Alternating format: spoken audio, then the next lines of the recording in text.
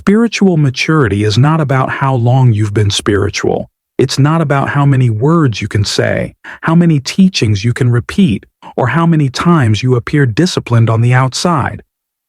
Spiritual maturity is shown in how deeply you understand your role, how well you carry your attitude, and how aligned you are with divine structure, especially when things get uncomfortable.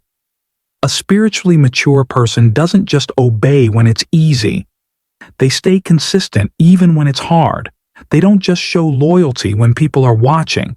They carry discipline even in silence. They don't depend on recognition. They depend on purpose.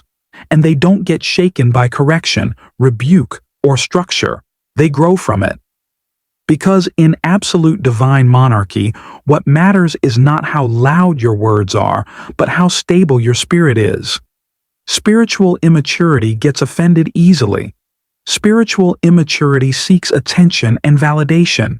It fights correction, resists discipline, and breaks under pressure.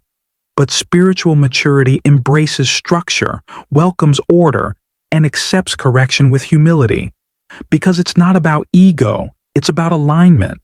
Maturity is when you stop taking everything personally and start asking, "What is this teaching me?"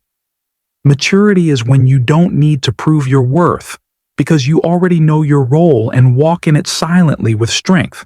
Maturity is when you stop competing and start cooperating.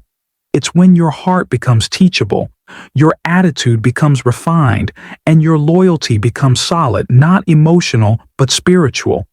Anyone can look obedient for a while. Anyone can say the right words.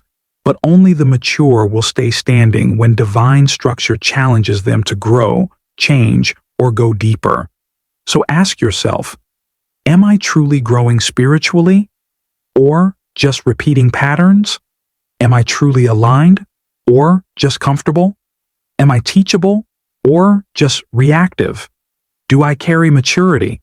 Or am I still moved by pride and emotion? Because this kingdom doesn't need spiritual actors. It needs spiritual warriors.